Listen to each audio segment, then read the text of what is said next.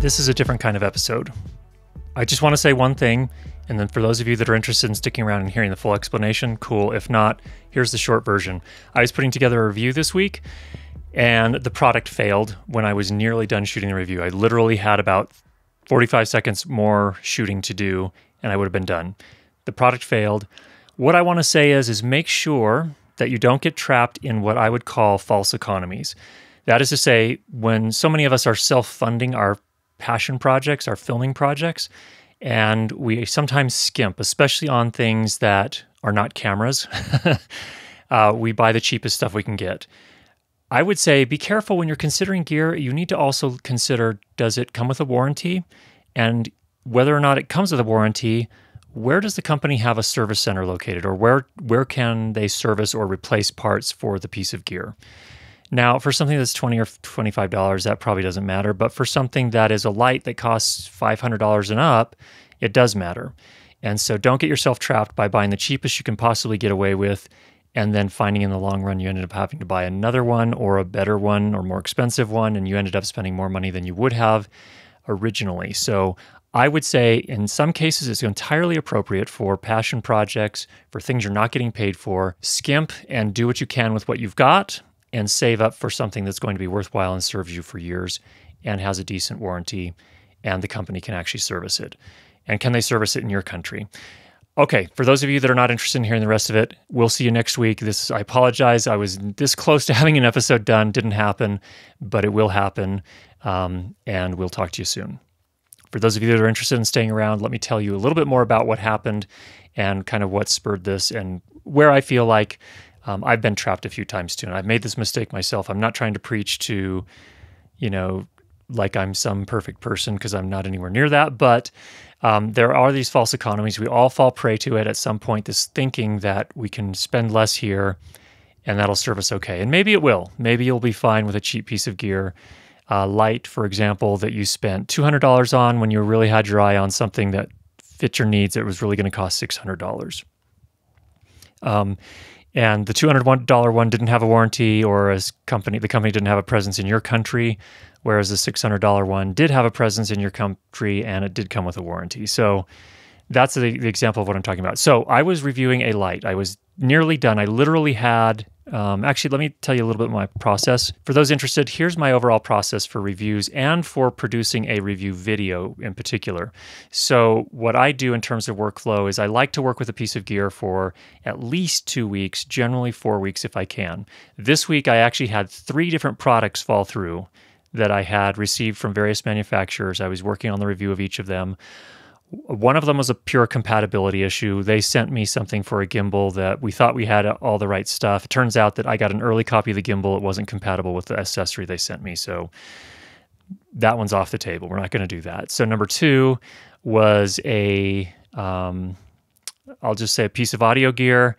It works with my phone. It was also supposed to work with my GH5 and GH5S, and I can't get it working with my GH5 and GH5S. For me, when I'm making film, I'm usually doing that on my GH series cameras. I'm not generally doing it on my phone. So for me, it was an important thing. We couldn't get it working, so I think that one's going to fall through too. Then that has nothing to do with warranties or anything like that. But then the third one was a light, an RGB light, which I was very excited about. In fact, I really like the light. I did work with it for a couple of weeks. It has a lot of great features. It's reasonably priced. It does have a warranty. So in any case, we're going to give the company an opportunity. I want to experience what their service is like to see how that works out. When I realized there was a problem, I did some basic troubleshooting. I contacted them via email. They got back to me within 2 hours, and they said they're going to go ahead and send out the replacement parts. So that's really great. We'll see how long it takes for it to get here and to get that back up on the road. So here is my overall process. So I like to work with a piece of gear for 4 weeks generally. Sometimes 2 weeks is enough depending on what it is. And sometimes when I do the first impression videos, those are just, literally maybe a day or 2. That's a different thing. And then I'll generally come back and do a full review later on. So what happened here, I worked with it for 2 weeks. And the way the process works for me is I spend the first couple of weeks or so just using the product. and making mental notes.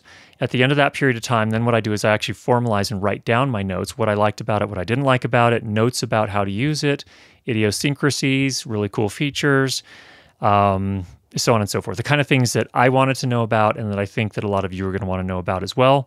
Then what I do is I sit down and I shoot what I call the main storyline.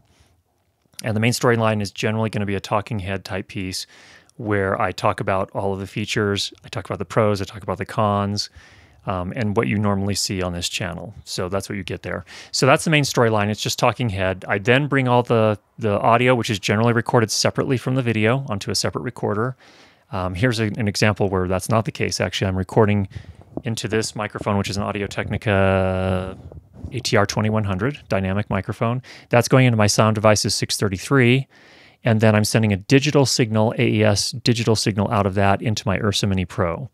And that works quite nicely because then it's the 633 that's doing all the heavy lifting and amplification of this very weak signal, so the camera doesn't have to do that heavy lifting. So I got off track there. So normally I do record the audio separately to my Sound Devices recorder. I record the video to either my Ursa Mini Pro or my Panasonic GH series cameras. And then I bring it all into my computer. There, because I'm doing this very simple thing, which is just essentially a single dialogue track of just me, what I'll do is I'll actually process the audio first. This is not something you would do in a short film or a narrative film or even obviously a full-length feature film. And the reason you wouldn't do that is because usually in those cases you have a ton of different takes and you don't know which one you're going to use until you get the final edit done. And then so it doesn't make sense to process all of those audio takes just so you're only going to use 5% of them. In a case like this, I actually process the entire audio unedited. And by that, I mean there's no video edit that's been done yet. So usually it's a 15-minute to 20-minute take, single take for the whole talking head sequence. And what I do is I bring it in, and really, when I record it in my studio, I'm not doing any massive cleanup. I'm not doing noise reduction. I haven't used a noise reduction filter for these reviews on this channel because I shoot it in my controlled environment basement studio here. I haven't used noise reduction in probably at least 2.5 years for any of these videos. Now, when I'm recording on location, very different story. In that case, I do. So really all I'm doing in post is I might do a high pass filter to roll off any low frequency rumble that there may be. I will do a little bit of compression to bring in the transients, and then I will loudness normalize the entire audio track so that it is louder and consistent from video to video. And I'll hit my target usually of minus 16 or 17 LUFS. And then I'll use a debreather and a de-esser. So get rid of some of the sibilant energy, the S and C's and S's, kind of mellow that out a little bit, and then also de-breath. So when I take a breath in between phrases, like that, I actually use a processing plugin that takes care of those as well. It just reduces them. It doesn't eliminate them, it reduces them so it doesn't sound unnatural. Like a gate sometimes can if you don't apply it right. And this is more than just a gate. It has a special algorithm that realizes, okay, that's a breath. Take care of that. So I'm getting off track. So then once I've done all that, I export it, and then I bring it in to my video editing app. I usually use Final Cut Pro 10, but I also use DaVinci Resolve sometimes. I sync the two of those together, the video clip and the audio clip. Then I do my edit. And I have a template, so I already have the intro and the outro, music and the bumper and all that stuff. Just to make things quicker for me, I do my do my edit there, and that's essentially laying out the framework for my review. Then I make a note of all the B-roll that I need to illustrate things or to show product shots or to, where I do a sort of educational sidetracking and talk about something. I want to get more detailed shots, and so I then go back and shoot all of that. In fact, that's where this week's video fell down, as I was in the process. I was almost done shooting the B-roll. I had like literally 45 seconds more to shoot, and I would have been done, and I would have finished the video.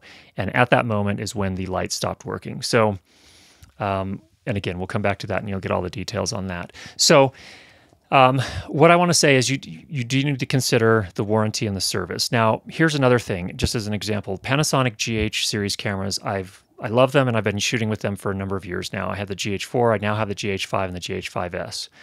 Love those cameras. However, For both the GH4 and the GH5, they both had to be sent in for service. I use my camera a lot, and I wasn't disappointed about that necessarily. I realized that I put a lot of wear and tear on them.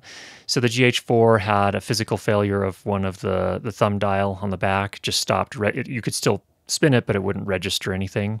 And then the GH5 literally just wouldn't turn on anymore. In both cases, I had to send them in. So in each case, I contacted Panasonic. I had to ship them in, and then they shipped them back after the repair.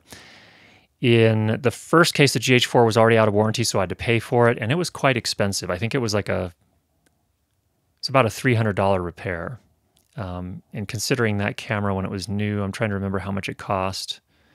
I think it was close to $2,000. In any case, it was a fairly pricey repair, but I love the camera. I was going to use it all the time, and I did use it all the time. The problem was that it took a total of 8 weeks from the day I shipped it in to the day I received it back. 8 weeks. And that's a long time, especially if you're shooting professionally. That's unacceptable, unless you've got a whole bunch of cameras at your disposal. Then when the GH5 stopped working, that was probably a year and a half later when I encountered that situation where it just wouldn't turn on anymore. It was in warranty, shipped it in, same thing, contacted Panasonic, shipped it in 8 weeks before I got that one back as well. Again, I'm okay in that circumstance in terms of being able to deliver for my clients because I still have my other cameras I can work with. But that was, I think, something to consider. That's where, a lot of people, and I feel the same way. Canon, it's just so frustrating that Canon doesn't have more amazing cameras, or they're just kind of lagging behind feature-wise in a lot of ways, and still pumping out new DSLRs when we feel like they could really do something amazing in the $2,000 to $3,000 range as far as video cameras are concerned with big sensors, but they don't. But the really good thing about Canon is that in their service, they do turn things around much more quickly than that. They do have their Canon professional services, so that's a whole nother topic. But I just want to say that it does matter. There's more to purchasing gear than just the specifications. You need to consider warranty, and you need to consider service as well. So just something to consider there. Okay, that's going to do it for this week. I apologize this wasn't the kind of polished, produced type of piece we normally do on the channel here. We'll be back with more of that next week. Hope this is helpful for you. If you have any questions, go ahead and leave those down below. We'll talk to you soon.